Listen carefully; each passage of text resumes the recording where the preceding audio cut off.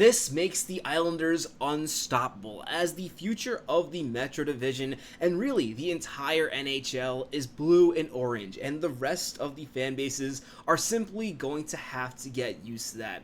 On this episode of Islanders Digest, we are going to discuss a new ranking, this time from the Daily Faceoff, that has the Islanders prospect pool, of course, very high, which is incredibly encouraging. Again, we've talked about rankings all throughout this summer, but it's encouraging to see yet another one have the Islanders ranked similarly high, because when it comes to evaluating prospects, different analysts, different people are going to have different opinions on a player. So for so many consistently both to like the majority of the Islanders' top prospects and really value the pool as a total is really encouraging when it comes to this team's ranking and really the future of the Islanders, which I really cannot wait for. I cannot wait to see some of these players starting in the preseason, see who can crack the lineup.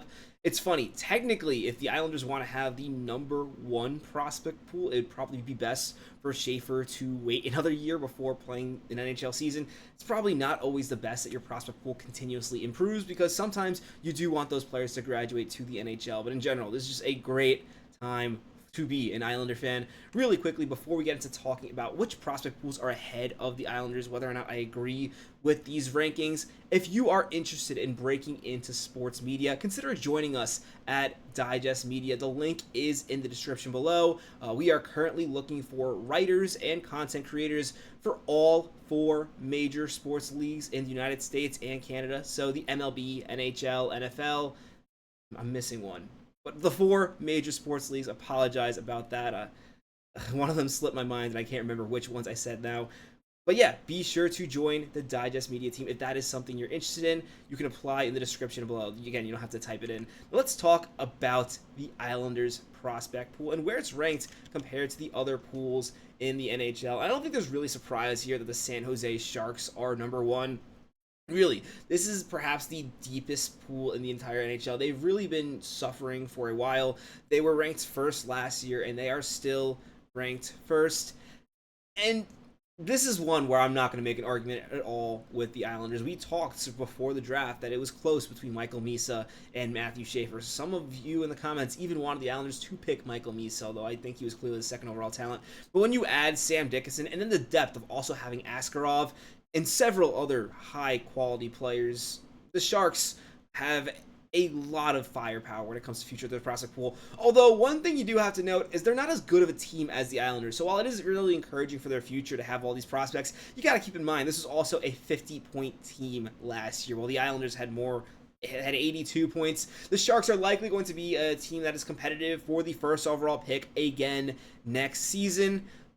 Players like Gavin McKenna and Keaton Vierhoff, it's a really good year to perhaps not have the best season. I think a lot of Islander fans have kind of argued in the comments whether they want the Islanders to be good this year or really start picking things up next season, considering those players. And I have to say, as much as people want Gavin McKenna, I think it would be electric if the Islanders could somehow draft Keaton Vierhoff.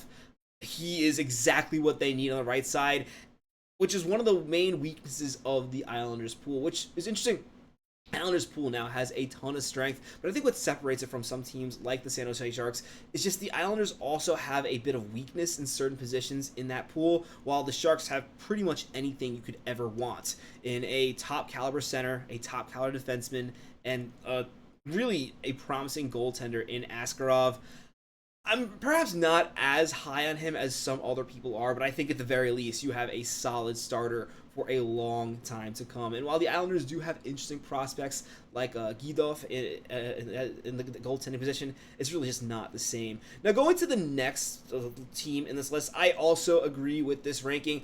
When it comes to ranking prospects, I really value the guys who are the best sometimes in these rankings, and the ones that the Islanders seem to be struggling with are the ones that just go for depth, because I think the Islanders' top 6, maybe even top 7, is among some of the best, at least the top 5 is among one of the best in the league. But then there is a clear step off while some of these other teams are deeper. As a result, I think it makes total sense for the Montreal Canadiens, considering they have Ivan Demidov to be the number 2 prospect pool in the entire NHL. I think Ivan Demidov is the best prospect in the NHL. I think I'd be shocked, honestly, if he does not win the Calder Trophy this season. In addition, we've talked about some of their other prospects, but we've talked about potential trades for Noah Dobson. Obviously, we didn't get any of them, but David Reinbacher is one who I think is very interesting. I'm perhaps really not as high on him. I would probably have Haig in their top 3 instead of Reinbacher, but still, this is a very deep prospect pool. Really not a big deal that the Islanders are not ranked higher than this one. I will say, though, Montreal Canadiens having the second best prospect pool in the NHL is pretty terrifying. A team like the Chicago Blackhawks, they have a great prospect pool, but they've also been bad for a really long time. And not for nothing, you look at 2 of their better players in the prospect pool. This is a prospect pool that should be a lot better, honestly. And they were 7th last year. Now they are moving all the way up to 3rd. What's really crazy about this list, we're going to show when we get to the Islanders have jumped up an insane amount from this draft. It is incredibly impressive to see how much they've moved up from last season. The Chicago, I think they've honestly not been doing a great job. If you think about it, they should have the number 1 prospect pool in the NHL. If they made the picks they should have made, they should have drafted Ivan Demidov last season instead of Levshunov, and then they probably would be competitive with the Sharks. In addition, instead of Anton Frundell, I really think the pick should have been someone else, something like a James Higgins. Still a good pool, but it just shows it is not that easy to move up in prospect rankings. And when we go through how much the Islanders have moved up, it is really impressive considering that they haven't had. Yes, they had the first overall pick, which is a huge asset. But Chicago, it took them 2 years of top 4 picks to really move up just a few spots from 7 to 4. And yes, it does get a little more difficult as you go up, but the Islanders are in really good shape, especially considering other than the Montreal Canadiens, a lot of these teams with these prospect pools have had to struggle a lot more than the Islanders have had to. The Islanders still have a lot of their previous core still intact, and when these prospects come back into the NHL, they're still going to be there. Guys like Matt Barzal, Bo Horvat, they're going to still be, Ilya Sorokin, are still going to be playing at a high level, which is going to make the future of the Islanders as these prospects come up and really add another element so dangerous. Anaheim is actually, I think, in the same conversation. They haven't been as good as the Islanders in recent years, but to have Beckett Seneca, Roger McQueen, they do have a good list. Being perfectly honest, I do think Seneca is being overrated based on the fact that he was a 3rd overall pick. Between him and Callum Ritchie, I actually personally believe that Ritchie is the better prospect. And now, yes, the Ducks do have a lot more prospects than the Islanders, I think, that are worth noting. They have been bad for a while. This is where I kind of get into my argument that while they might have more prospects, they don't have as many dangerous ones. Like the Islanders' top 5, in my opinion, is better than the Anaheim's Ducks' top 5, and that's really more important, especially when it comes to prospects. The fact that not all of them are going to hit. I think guys like Callum Ritchie, like Matthew Schaefer, just have a higher chance of hitting than a guy like Beckett Seneca. So I'm actually going to disagree with Ducks at 4.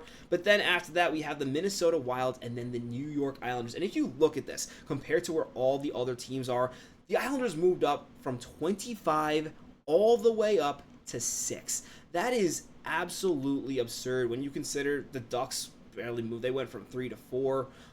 Montreal was 2 years in a row. There's not that much movement in the top 10 of prospect pools. And then for the Islanders to insert themselves all the way up from 25, again, Minnesota moving up 1 spot in a year, it's really impressive. Minnesota is actually an example of a team where, like, having your prospect pool go up 1 spot is not always the best thing. I still think they have a really good prospect pool. I'm really impressed with Beum, but honestly, you probably would have rather him make your team this year. So him having to spend another season in college probably doesn't necessarily make your prospect pool better. It's just kind of the thing where, like, people are getting older, and that's kind of interesting when it comes to the Islanders. If the Islanders want to have a top prospect pool next year, I think it is more than possible, especially if Schaefer remains a prospect. But you'd probably rather Schaefer and Callum Ritchie both play this season and really bring this prospect pool down just a little bit, while also having some improvements from guys lower on the list. And then, of course, you have 2 first-round picks next year, which can make this prospect pool really exciting. But it just goes to show, while I do want to see the Islanders have, like, the number 1 prospect pool in the entire NHL, doesn't necessarily mean that they have the bright future. What I think is more encouraging is for you to have a solid team like the Islanders do. I think the Islanders have a solid team. They're not an incredible team, but I don't think the Islanders are that far off from what the Minnesota Wild were this year. So for them to have a prospect pool of similar caliber is incredibly impressive. And what's even more impressive is this is the #1 prospect pool in the entire division, according to the Daily Faceoff. Really, I think there is only one team that can argue they have a better prospect pool. I am impressed with the Washington Capitals. Frankly, I'm more impressed with what the Washington Capitals have cooking up in their prospect pool than I am with the Anaheim Ducks. That being said, I still think the Islanders prospect pool is better. But Ryan Leonard, I think, is one of those players who is a no doubt top 10 prospect in the entire NHL. And then Cole Hudson, I find their depth to be, while there's a lot of interesting prospects, I don't think it's quite as dangerous as the top 5 the Islanders have. Still, Washington Capitals, especially considering they've been competitive this entire time building this prospect pool, they're another team to watch out for the future. But after that, things get a little bleak in the Metro Division, and this is perfect for the Islanders and honestly the Capitals as well, because they've both been putting the work in their prospect pool. The Flyers do have one that is somewhat competitive, but then again, the Flyers roster is not as good. And while I do love Porter Martone, I thought they had a great pick. Like, they got a little lucky the fact that Porter Martone was even available when they selected. Not a big fan of Jet Luchenko. I just feel like there's a lot more work the Flyers need in their prospect pool and a lot more holes in the lineup that I don't think their prospect pool quite addresses. While the Islanders, I think their prospect pool is more than enough to really complete this team and create a dangerous core for the future. And then what I find really interesting is a team that was really in the same situation as the Islanders. We were probably expected to have neck and neck prospect pools. The Pittsburgh Penguins, they are still all the way down at 18th. It's got to be rough to be a Penguins fan, especially considering that 2 of the Islanders' top prospects in Victor Eklund and Kashawn Aitchison are players the Penguins should have picked. The Penguins had the 11th and the 12th pick this season. They went in another direction. I feel like most fans probably disagree with that direction they went in. I do like Benjamin Kindle a lot. I think he's a really interesting player. And if Victor Eklund and Kashawn Aitchison were not available, I probably would have wanted the Islanders to select a guy like Kindle. But to pick him while those guys were still on the board, especially letting him go to a division rival, definitely think that was a mistake on Pittsburgh's part. And then you have New Jersey. And then just for fun, the Rangers all the way down at 20. If it wasn't for Gabe Perreault, they would probably be all the way down the bottom of the league. I do really believe in Gabe Perreault. I don't believe they necessarily are the best team to develop him. Not as high on Malcolm Spence as other people, as I've talked about in previous videos, but Scott Morrow, I said in a previous video, I absolutely love. But let me know what you think about this prospect ranking for the Islanders. Where do you think the Islanders belong? I think while this has them at 6, I think they kind of belong 5. I think Anaheim was a little high. But let me know what your thoughts are on the prospect pool and what you want to see them do with the 2 picks this year. Like, what are you hoping for in the future of this prospect pool? Because I am really excited to see how this develops. As always, if you haven't already, be sure to subscribe to the channel. My name is Patrick Nilan. Catch you on the next episode of Islanders Digest. Let's go Islanders.